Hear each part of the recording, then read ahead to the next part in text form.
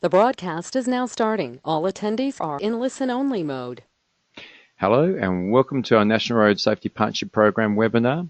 We drive the way we live, insights into safer driving for work. So this webinar is proudly brought to you by NRSPP and really discuss the links between living, working and driving. So my name is Jerome Carslake and I proudly manage the NRSPP and its many activities. So to find out more about the program, please visit the NRSPP website and sign up to the newsletter.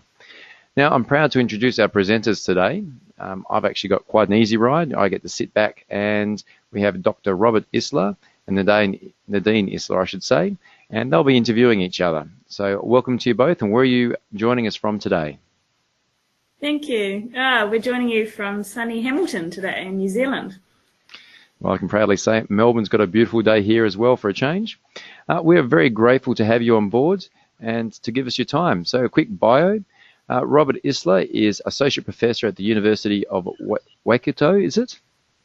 Yes, yeah, correct. I got that straight off. Director of Traffic and Road Safety Research Group at that university. So he's also Head of Research at Fleet Coach, which are the leaders in some online driver training, has 30 years of research experience in applied cognitive psychology of human factors, performance and road safety. So we have a fantastic person on board, and he's also been the recipient of the Brake Charity Fleet Safety Award in 2016, which is an outstanding commitment to road safety.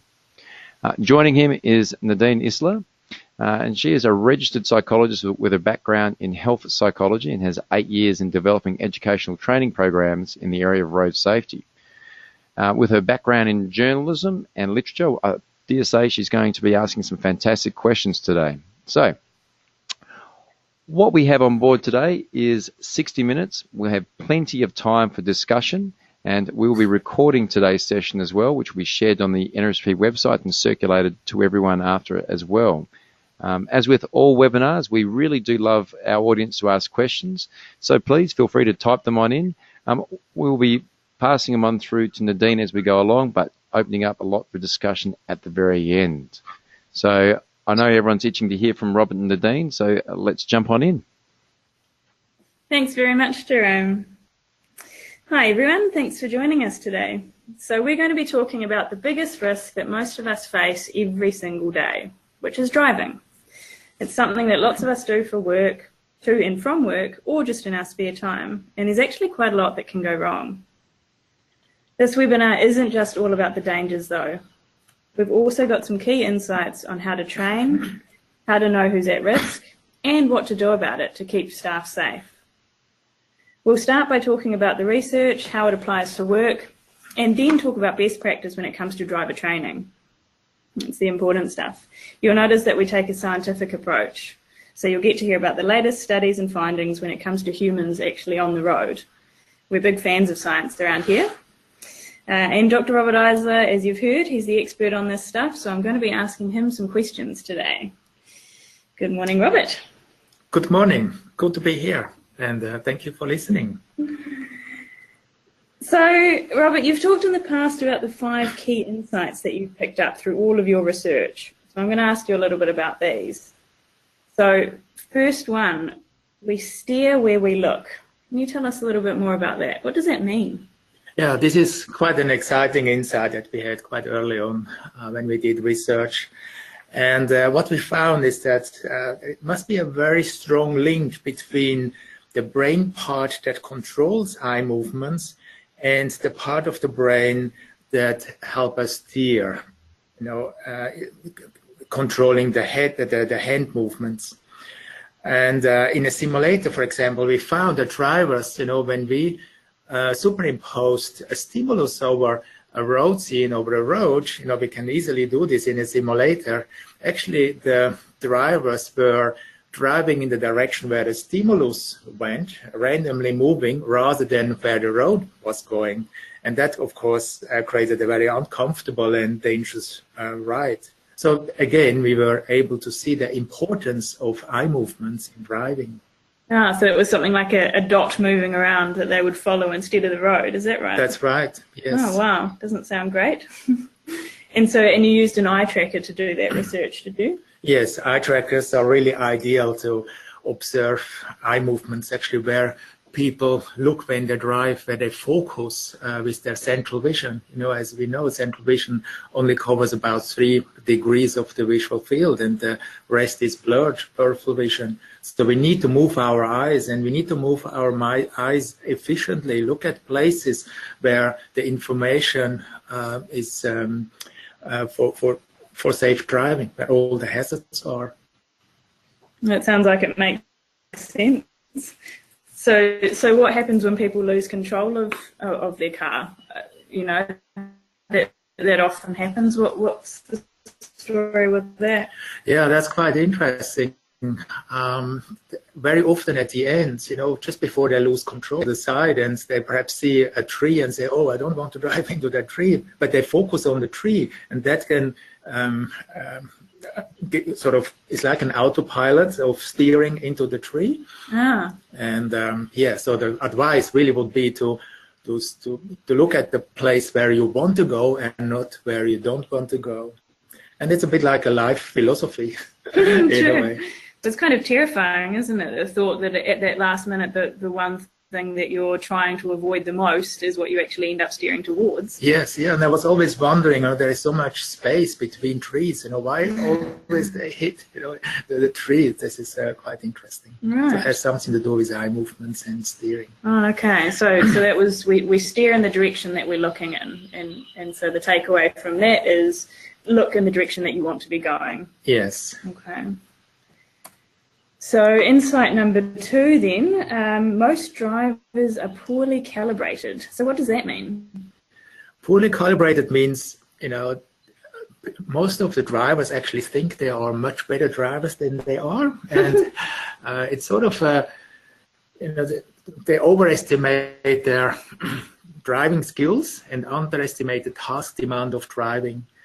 And when that happens, of course, then people are sort of engaging in second and third tasks, in multitasking, and that is, of course, very dangerous, because they feel driving is easy and they can do all sorts of things besides driving, and that is not a good thing, because multitasking is really a myth, as we know in cognitive psychology now. So because somebody thinks that they're a better driver than they actually are, they might decide to do a whole bunch of stuff while driving. Yes, absolutely. Of course, now with mobile phones, they are now banned. But there are lots of other opportunities for getting away from the road with your attention. Right. Okay. And I think you've said that a lot of people very often have poor insight into factors that impair their driving. They don't realise actually how important, how dangerous something like multitasking actually is. Yes, and it's interesting. The insight is not only about their driving skills; it's also about how dangerous fatigue could be, and about physiological factors. It's very poor sometimes. The insights people have. So a lot of people think they're more or less untouchable. That's right, and because driving is so easy, whatever you want to do.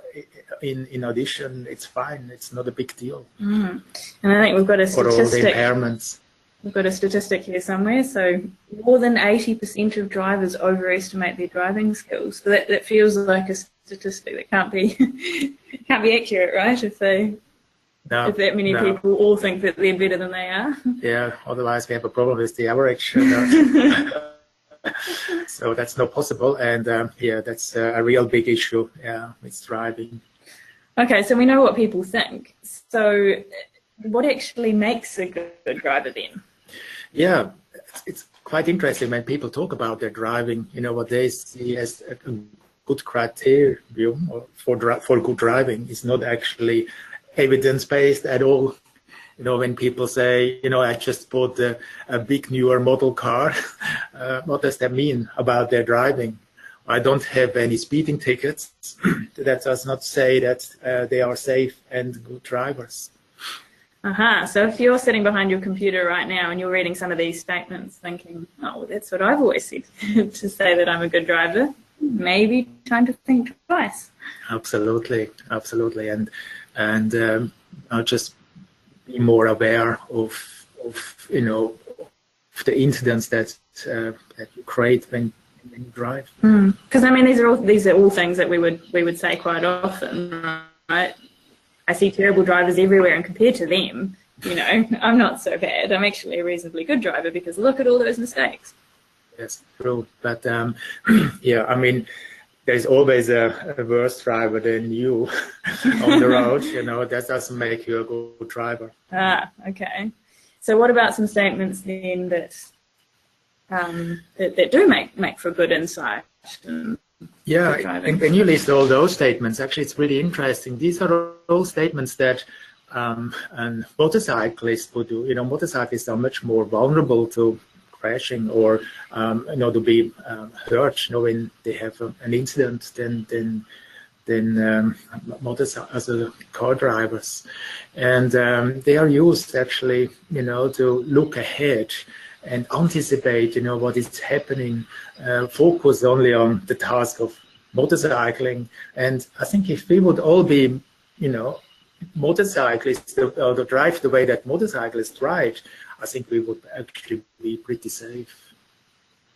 Okay, so because they have to take more care of themselves on the road and be more aware, they develop these better insights, do you think? Absolutely, yes. Right. Okay. Otherwise, they would really put themselves hugely at risk. Okay, so we've popped up a couple of examples there on the screen, different sorts of insights that are really beneficial to have. So being prepared for different conditions, knowing what you in fact don't know, being able to check in with yourself and determine if you're okay to drive. So all these things actually make more of a difference to safer driving. Yes. Knowing what you don't know, that's an important a skill in a way. Metacognition, self-evaluation, really, having good insight into behaviors that you engage in. Rather than assuming that you know more than you do. Okay. Yeah. All right, so that was most drivers are poorly calibrated. Insight number 3. So training needs to use a coaching approach. Okay, so what does that mean? What's the best way to teach?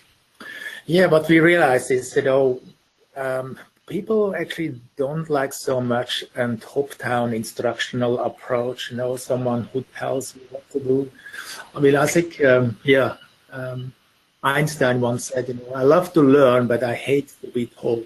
And I think the coaching gives people ownership of the learning, and it's much more effective. That is what research showed.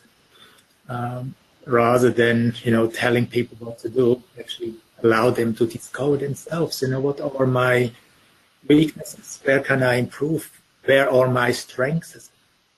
So the focus is actually on the learning, on the person gathering the information, rather than a one-way flow of the information.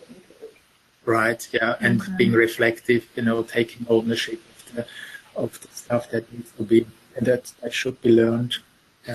Okay, so then how do you train in a coaching way? What sorts of things would be different than if you were doing it in a top-down teaching way?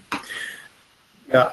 The approach that we found is very useful is, displaying video scenarios, and then allow people actually to realize where the hazards are and click on the hazards, and then ask also, for example, about risk management strategies. What would you do in this situation? And so that then people realize, perhaps I need to anticipate, where the hazards are. That gives me more time to react, and, discovering all these good, safe, defensive driving behaviors. So it sounds like working out the answer yourself, gathering the information yourself, rather than being told what the answer is. Absolutely. So having the space and time to actually answer the question yourself. Yes. Makes a big difference. Makes a big difference. And research has shown this again and again, that people also enjoy the learning process much more than when there is an instructor telling you what to do.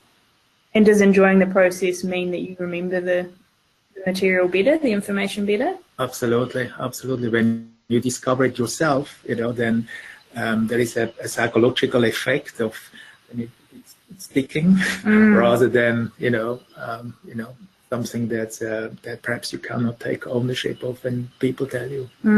Makes sense, I guess, discovering something yourself and wanting to learn it as opposed to being told what to do. Right. I think we can relate to that.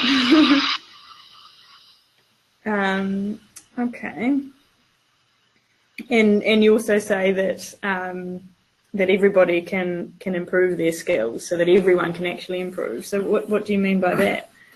Yeah, I think everyone can, step up, with driving, even if people actually are quite good drivers, they can still try, to save perhaps more petrols by driving smoother, looking further ahead and anticipate and really focus and not, being distracted and all this.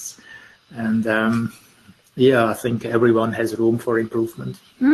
Okay, well, that's quite an optimistic view, really, isn't it? You were talking earlier about everybody's perceptions of their own driving and the hazards and mistakes that can be made, but actually what you're saying is that using the right training approach, the right teaching approach, everyone can improve in some way. Yes, and it's enjoyable, to be a good driver. Actually, there are good benefits. It gives you a smoother ride, for the passengers that are in the car, and saving petrol as a fuel, and it just makes it much more pleasant. But it's certainly nicer when people actually want to get in your car and drive with you. Absolutely. Less stressful for you. Okay, so that was insight number 4. Almost everyone can improve. And so insight number 5 is that the way that people drive is directly related to how they live their lives and how they do their work. So what does that mean? Yeah, we had this idea when we were driving in Northland, in New Zealand. We were on a rural road and we were actually driving at speed limit, 100 kilometers per hour. And suddenly there was a driver behind us driving too closely. And we couldn't believe, at the time when there were 2 yellow lines, between the roads, this person overtook us. And in a crest, and was not able to see what's actually coming. And just by sheer luck, avoiding crashing. So this person did actually everything wrong that you could, driving too closely, overtaking dangerously, driving too fast, and then almost lost control in the next curve. So very often we have a very negative, of course, response to such drivers. We say, we should impound the car, we should punish the person, and yeah, I can see from where people are coming from because they put everyone at risk. But we also could take perhaps a more compassionate approach and could say, this person really perhaps doesn't value, was actually a male at that point, himself as much as he could and should, and perhaps is not compassionate enough to see that, his life is so valuable, and not only his life, also, of course, the life of the others that are involved. And you can ask, in what space actually this person is mentally, psychologically. And it's really interesting from that experience on. I thought, perhaps we need to test, how much the drivers actually appreciate their lifestyles, and their lives. And we asked them several questions on, how meaningful they think their life is, how engaged they are, or how much pleasure people experience during the day, and things like this. And we found this extreme strong correlation between how people judge their lifestyles and the number of incidences they would report they have experienced in the previous 6 months. And an incident was defined as a fine or a near miss or a crash. So, yeah, we can really ask, how does a driver who actually puts so many people at risk, like that driver who overtook dangerously, how does that driver actually look like, not in a good place.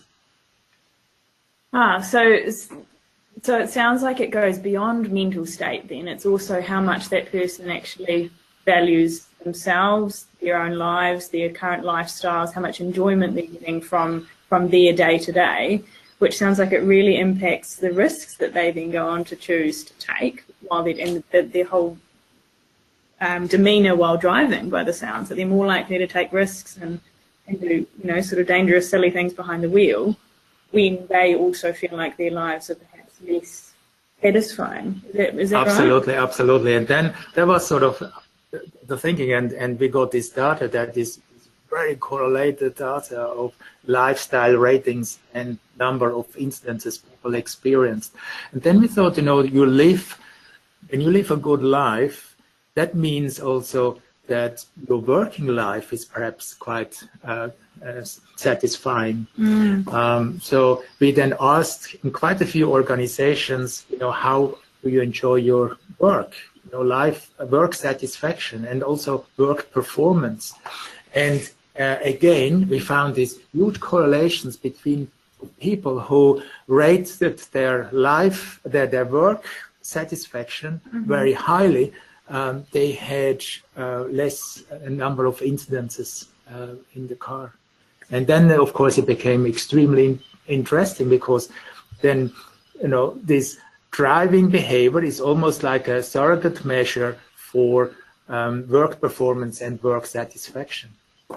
Oh, that's interesting. So you can actually then make the link the other direction. And I guess because for many of us, our working lives are a very big part of our lives and our satisfaction and happiness. So it makes sense that if you're enjoying yourself and you're feeling that job satisfaction, that's going to correlate to other areas of your life, especially driving. Yes, and for us it was particularly an interesting result, because normally work satisfaction and performance you assess with questionnaires. They're all self-reported and they have a bias in there, But when you actually can measure driving behavior, objectively with telematics, and then use this as a surrogate measure for work performance and satisfaction, then it really becomes very, very exciting. And so is that where stress and burnout, the negative side of mental state at work, is that where that comes into all of this? Absolutely. I mean, burnout was one of the best indicators of having had crashes, and incidences. So there's a strong link between burnout, which is extreme stress, and crashes. Absolutely. Wow. Absolutely. Okay. Yes. And the other way, works as well. If people enjoy their work and do well, good well-being, again, rated very low on the scale of number of crashes and number of fines and near misses. Okay, so it goes both ways. So I guess that's where flourishing drivers come in. Yes. So flourishing drivers, very often have, rate their lifestyle very high, and also have good work situations, enjoy their work and do well at work, or in families. So their private lives are often, they are often engaged in their private lives, and they engage in meaningful activities.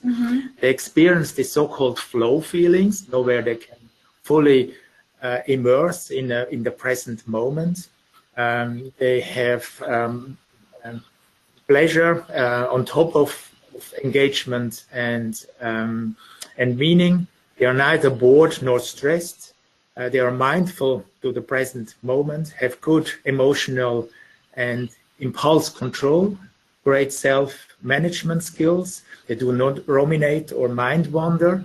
They are assertive but not defensive, or kind, generous, loving, normally have good relationships, good families, and they crash less than people who are, stressed. It's not rocket science in a way, but no one actually has done some empirical research on that. Interesting. So flourishing, satisfying lives also lead to safer drivers. Yes. Wow. Okay. So can you tell me a bit more about what's the evidence behind that? Yeah. So here you can see in the next slide is on the y-axis the life satisfaction scale. So these are just the way that people rated their level of satisfaction with their life based on meaning, engagement, and pleasure. And on the x-axis, you've got intention to violate traffic rules. And you can see the intentions correlated very strongly with life satisfaction. So people who intended, to violate traffic rules like driving too fast or overtaking dangerously, these people rated their life satisfaction as very low. So can I just check something for a second?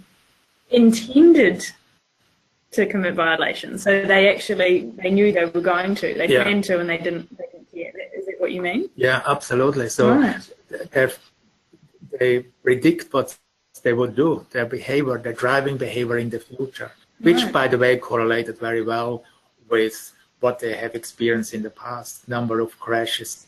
Right. So they accurately could measure. I have done a lot of speeding up until now. I would probably keep speeding. Absolutely. And that correlated with their life satisfaction. Yes. Oh, that's really interesting.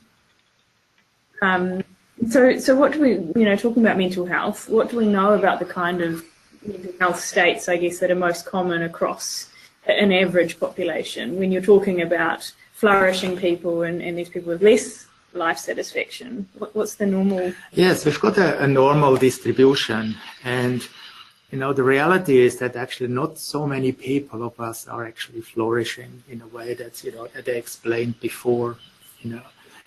Most of us have moderate mental health. Some of us are languishing, sort of are between moderate mental health and perhaps having even a mental issue that's languishing. And then, of course, the clinical cohort, people with mental problems, with mental issues on the left side of the normal distribution. So there are lots and lots of people who actually could improve their wellness, from average or from languishing to flourishing, from average to excellence. And that's where positive psychology comes in. Positive psychology tries, instead of making miserable people less miserable, to move average people to excellence, languishing to flourishing. And this will have a huge effect on their driving, how safe their driving is. And not only that, it has an effect in families, communities, and companies, of course, as well. Wow, that makes sense. So moving that average, going back to that graph there, moving that average up the line so that more people are sitting in that flourishing area. That's right. Rather than doing some kind of fixing technique, I guess, on those that are lacking in some way. Yes. And so we try to move the whole normal curve to the right, and we have to be aware that when we do this, being happy does not mean absence or not being depressed. When people are not depressed does not mean that people are happy and flourishing. We need an extra effort, to move from average to flourishing, to get people into flow feelings, getting people into places where they feel comfortable and at ease. Right. And I guess that's all the stuff you talked about before, right? Engagement in meaningful activities and feeling not stressed, more bored, and having really good impulse control and all those kinds of things. So it's not good enough to just be not depressed, but actually flourishing means all of those positive aspects as well. Yes. And they don't need to engage into maladaptive strategies, to cope with anxieties and depression. That's very often, speeding and engaging in risky behaviors is a maladaptive coping strategy, to an underlying psychological issue. Right, so trying to do something to feel better. Yes. Right. Okay. So I guess the takeaway from that, flourishing drivers are safe drivers? Yes. Yeah. Yes. That's, I think, that research showed very clearly, and that gives us new ideas, how to improve the wellness of drivers in companies, in families, communities.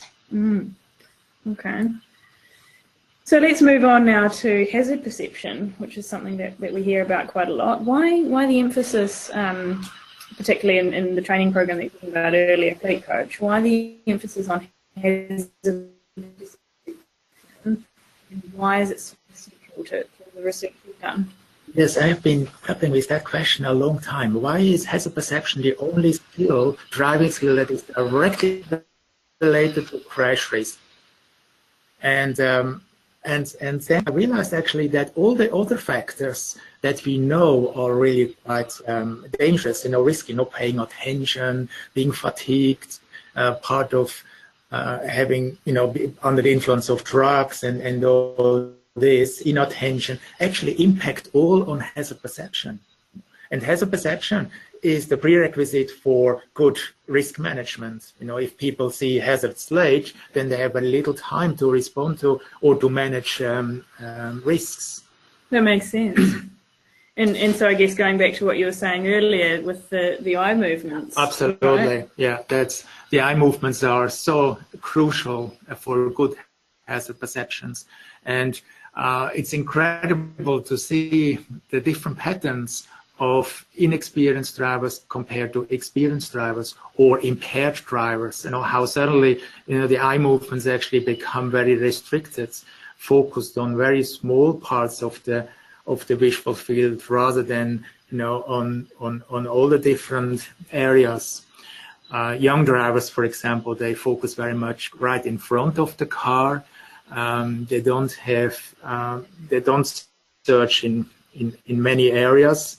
And also their fixation time, so their time they focus on particular hazards, it's much longer than experienced drivers would have. It takes them longer to extract the information content from a hazard to actually realize, wow, this is a hazard. It takes longer time.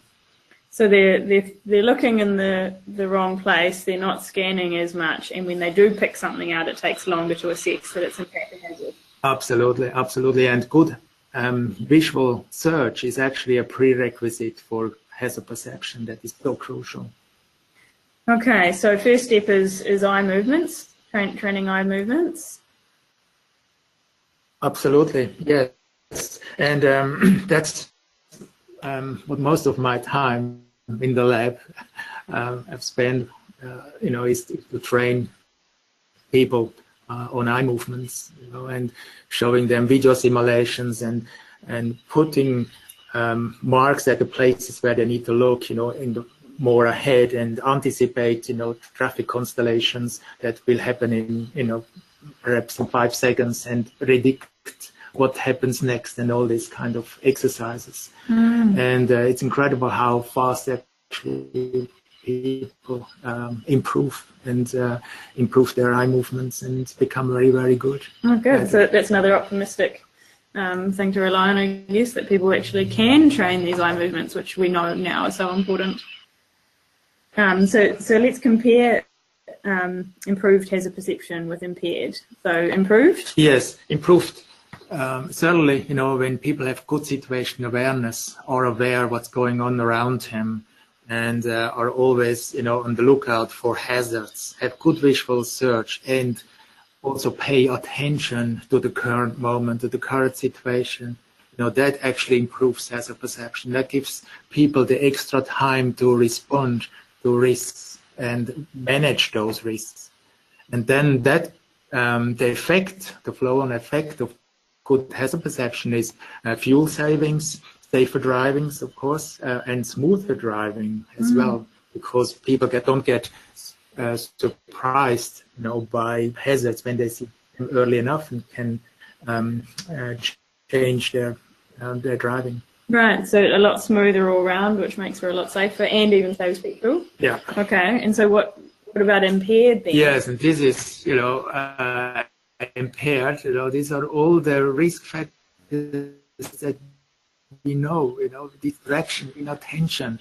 The naturalistic driving study showed that's the study that used driving performance or looked at real driving performance, and people were very often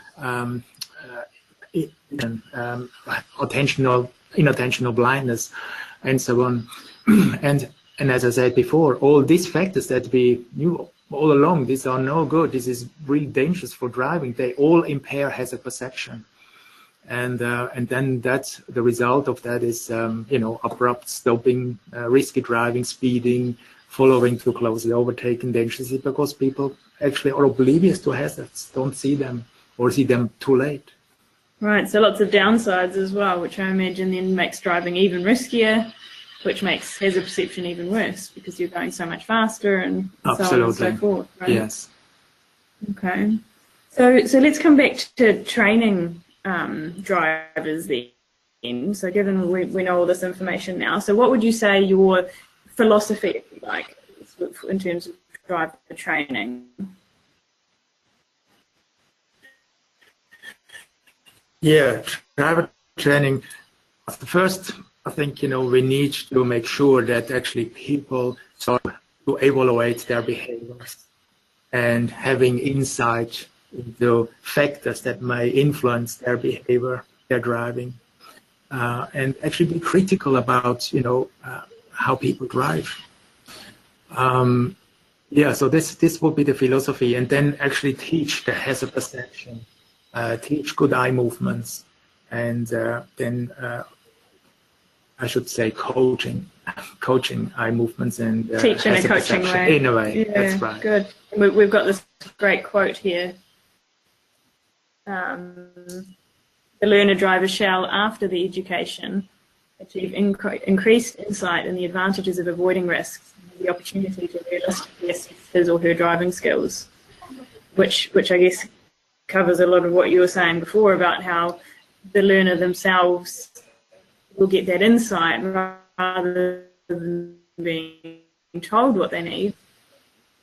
They will actually learn it themselves and has that element of assessing their driving skills much more realistically, not over-calibrating, not overestimating, rather. That's right, yeah. The miscalibration is one of the major problems in driver training. When people go into driver training, very often people actually increase their sense of skills they have too fast, and that causes then even more miscalibration. So we have to give them the chance to realistically assess and evaluate their driving skills, and make sure that these these skills are not out of kilter. So if we learn too quick, it can actually be dangerous because we think we've nailed it. That's right. Too early. And then we change our behaviors according to our calibration, reaching to risky driving faster because we feel that we have, got sussed it out. And I guess we've all had that experience when learning to drive, haven't we? That you can't drive at all and you think you'll never be able to learn it. And then one day you all of a sudden very quickly improve. So that's a risk by the sounds of it. Yeah. And car handling skills, they improve so quickly, and people get the wrong sense of skills. So run us through the specifics that we should be training. Yeah, as a calibration skills, having insight, and I think that's not only in driving, metacognition, objectively observe your behavior, or the behavior of the person who needs to be coached, is really, really important. Calibration skills I would almost put on top of the list. Okay. So we want to train how to know what you don't know. Right. And creating insights and behave accordingly. Mm. Yeah. So knowing that, I'm actually quite fatigued at the moment, and I shouldn't be driving. At this point, rather take a nap or so. These are insights. Not drinking, of course. Focusing at the task at hand, not being distracted, not ruminate. Perhaps, just treat the car like a sanctuary and enjoy the ride. And focus at the task at hand in the present moment. It's a bit like, mindful driving. Mindfulness is a big thing at the moment, and I think it can be applied to driving as well. Being not judgmental and focusing at the task, on the task at hand. Right. So it sounds like making good decisions is a big part of that as well. Yeah. Yeah. Okay. And higher level skills rather than car handling skills. So you touched on that before. So the manual car handling skills, not the place to be training? No, I would focus more on visual search. And then, of course, hazard perception, so that all the impact, all the factors that impact hazard perception are becoming minimized. And, of course, situation awareness, being aware what's going around the car, 360 degrees, at any time. Being focused. So all that higher level stuff rather than the physically knowing how to turn the steering wheel and park the car and that kind of thing. Okay, and so talk to us about how this can be trained with video. Yeah, I'm a big fan with video simulations, because you can create traffic constellation that perhaps take quite a long time to encounter in real driving. And then you can actually see where people look and watch and anticipate hazards, and you can give feedback, and you see immediately on the eye movements when you have an eye tracker whether the person is just focusing on a narrow area close to the car, and we can do all the changes that are needed relatively quickly.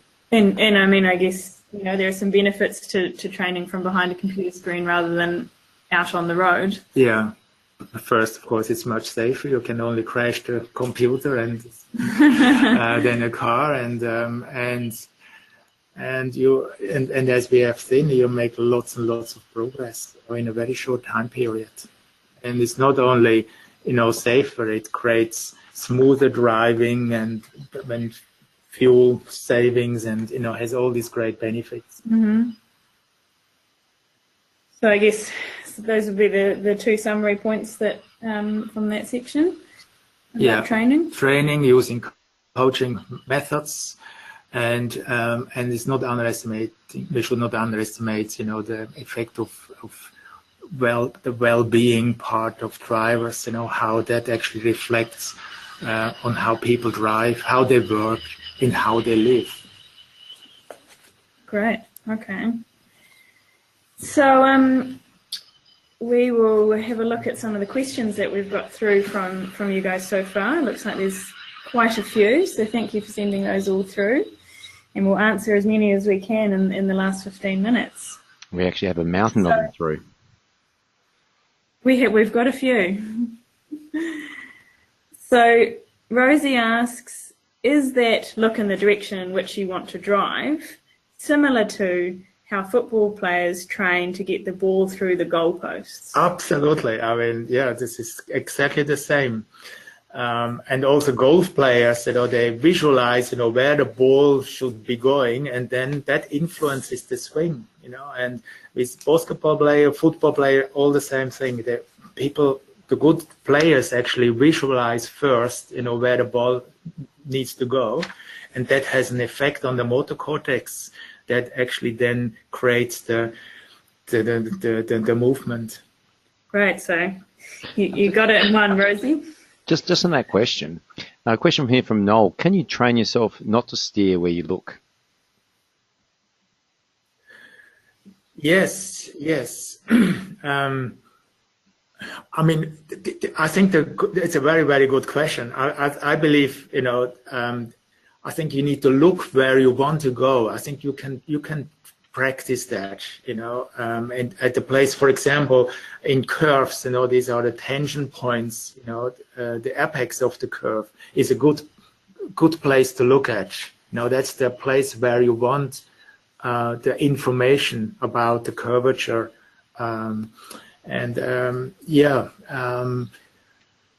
Absolutely. So we've got a question here from Anthony, which is a very interesting one. So regarding the second insight, which is about calibration, how well people assess their own driving skills, were the findings the same across both genders? Were males and females the same in assessing their own driving skill? Yeah, that's also an interesting question. It seems there is a small gender effect that males,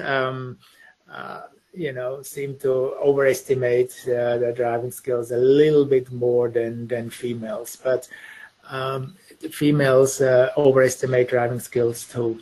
So we all do it. We all do it. Yes. Yeah. But men are slightly worse. Yeah, and there is also, of course, an age effect. Younger people, when they get into the restricted phase in New Zealand, they experienced an extremely dangerous period of their driving, actually the most dangerous period, when they don't have a supervisor beside them. And then they try to, they very often engage into risky driving behavior. Mm. And Anthony's got a second question here, which I really like. He's asking about the link between the mental health state, lifestyle sort of situation and safe driving. Does the number of passengers in the car make a difference? He's meaning that if an individual speeds because they don't have high life satisfaction, but they've got other people in the car with them, does empathy then kick in or not? Is that something that's been studied? Yes, I mean the effect of passengers is very good on the driver. Say, look, we need to slow down and give, have feedback.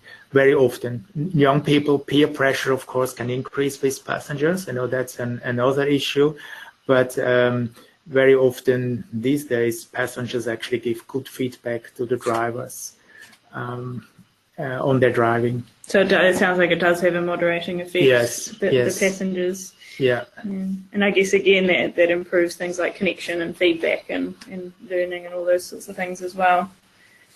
All right, good question from Frank. But I'm a good driver. I can text and drive safely. I do it all the time. How is it possible to argue against that logic if that's something someone's saying to you? Yeah. Do it all the time. I mean, I think probably best to argue is with research findings saying that, when people text and drive, their risk is increased by 12 times. So to crash. Wow. And that's huge.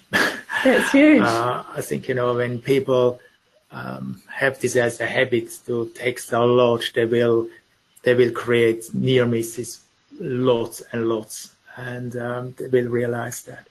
So doing it all the time doesn't necessarily mean keep doing it all the time. No, and I think that it's a big myth, multitasking, that we can do several tasks at the same time, and driving and texting is just one of the examples of not, we can't do this at the same time. Okay. So a question from Clint. How would you change a driver from an amber light runner, so someone who goes through a yellow, to an amber light stopper? So somebody who assesses that yellow light as a risk that needs to be taken seriously. How would you go about making that change? Yeah, again, I would probably see this as a maladaptive behavior, as a behavior in response to an underlying issue. For example, feeling pressure to get to a place very fast, so you need to go through yellow lines in order to save a few minutes, And for me, I think the best therapy would be actually to realize or having insight that first you can't save so much time going through yellow lights, and secondly, why would you want to put your lifestyle that you hopefully rate quite highly at risk, and put other people in danger, and it's just not worth it. That cost-benefit calculation doesn't actually add up. So it sounds like changing the way their errors in thinking, that it's going to save them a whole bunch of time, and then secondly, reassessing that risk and what are they actually risking with their action. Yes, and actually also realizing what it does to you. I mean, some people enjoy, of course, taking risks, sensation seekers who are into instant rewards, into pleasure seeking, and this. It is, again, needs insight, for people to realize that this is a problem that they have in response to some underlying psychological issues. Okay, so something else that might be going on in the background might be affecting you as a driver more than you might think. I guess that comes Anne's question as well. What about texting when stopped at a traffic light? If I know I'm going to be stopped for a while, surely I can check a text. It's kind of similar in that way, isn't it? How much time you're saving by doing the text then or later. Yes, and you might think you have an eye on on the flow, but very often you miss the time, and actually it's time to drive again. You miss the green. Yes, absolutely, and then you contribute to the traffic jam that you actually want to avoid. Right. Ironically. Yeah. Okay, well that makes sense. So good question from Sandra. What if I had an unexpectedly late night and I didn't get much sleep? I feel too tired to drive, but I do have to get to work. I can't just skip work because I didn't get enough sleep. Fair. So in this situation, what should I do?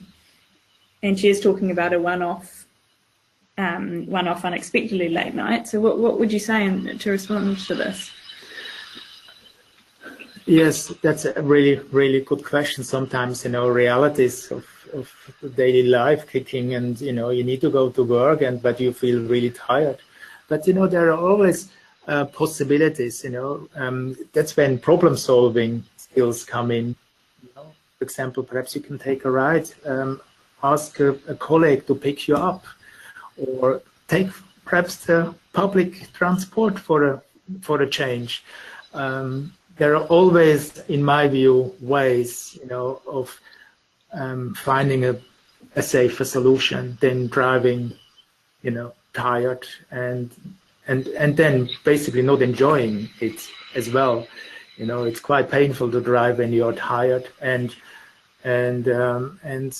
lots of near misses and problems happen. And I suppose recognizing that you're in fact tired is a good first step, right? You were talking earlier about checking in with yourself to notice when you're impaired, and then being able to do something about that, some sort of problem-solving action. But also, she's saying here it's a one-off late night, so perhaps it is a little bit different than being chronically tired every single day.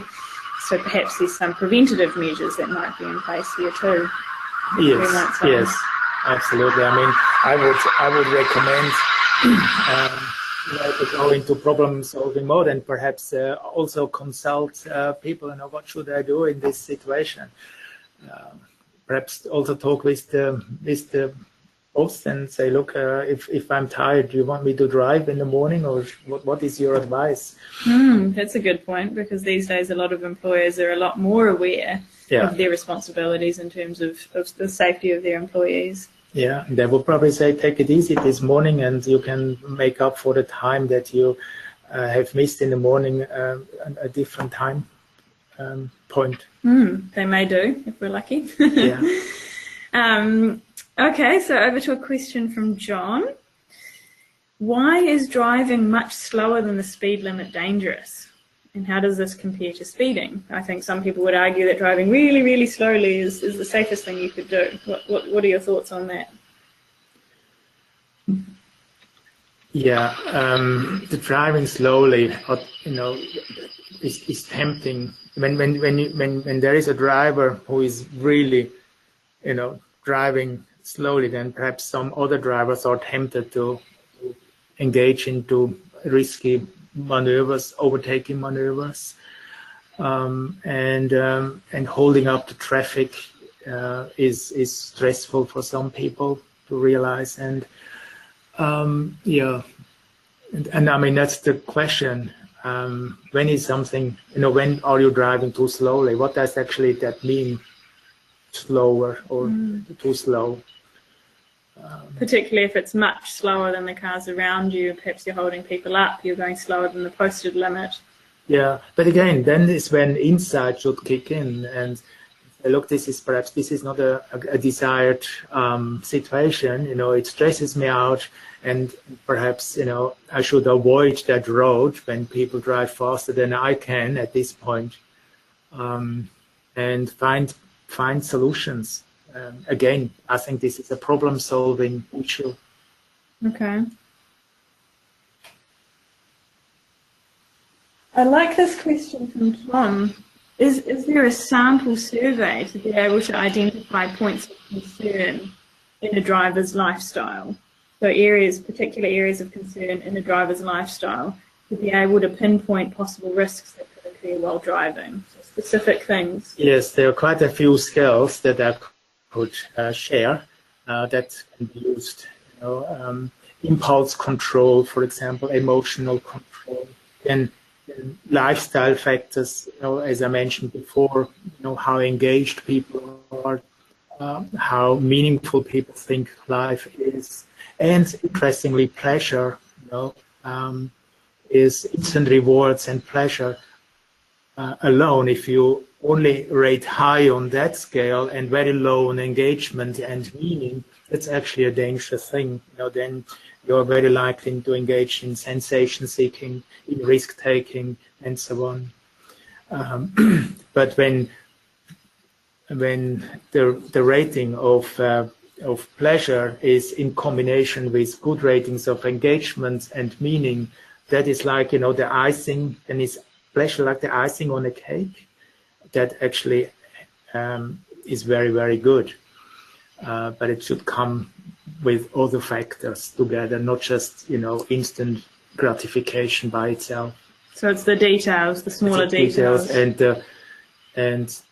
the balance between all these different factors. Okay. Well, we've got lots more questions, but I think we might just have time for one last one. And I'm going to go to Venkat. Sorry about the pronunciation if I've got that wrong. Asks, you mentioned that motorcyclists feel vulnerable when they're on the road. How can we make car drivers feel vulnerable, therefore helping them to improve hazard perception and reduce crash risk? Is that the answer, to make them feel less bulletproof? Yeah, that's it's a really good question, particularly in the climate of creating death-proof cars. Volvo, for example, said, I think after 2025 or so, there will be not a single person dying in a Volvo car. Wow, that's quite a claim, isn't it? So that means absolutely not vulnerable anymore, because whatever people do, it will not cause injury or death. Yeah, and how does that then change behavior? Do they take so much risk, when drivers know that they can't really get hurt? Well, they think they can't get hurt. Yes. And the other way, I'm not sure how we can make drivers feel more vulnerable. Yeah, that's a really difficult question. Maybe with the calibration you were talking about earlier and teaching people to assess their skills, if you realise you aren't as amazing behind the wheel as you always thought, I imagine that would help you feel less vulnerable on the road. More vulnerable on the road, yeah. Actually see your limitations and human factors that affect driving. So it sounds like there's a lot of different factors that all play a part when it comes to driving, and like we said at the beginning, it's probably one of the most risky things that most of us do every single day. So I guess we'll sign off there, and looks like we're within time. Excellent. Well, thank you both very much. This is probably one of the easiest webinars I've had to do since I've been running the NRSPP. It's not often I get to hand over and sit back and relax. So thank you both very much. Thank you. And for those who are still listening in, thank you very much. We did have a mountain of questions, so I do apologise we couldn't get through them all. It was I've been dropping them all across, so I will follow up with them and see if they have time to answer some of them. We also have a pile of other webinars up and coming. So there's one looking at how sleep plays a vital role in development of type 2 diabetes in July, and a great one with Rio Tinto looking at the CRM bow tie process on the 24th of July. So I hope you can join them. I'll be back on the front foot playing the role of Nadine. And as always, keep in touch with the NRSPP website. And thank you once again to our presenters today. And of course, thank you to our audience. Thanks so much.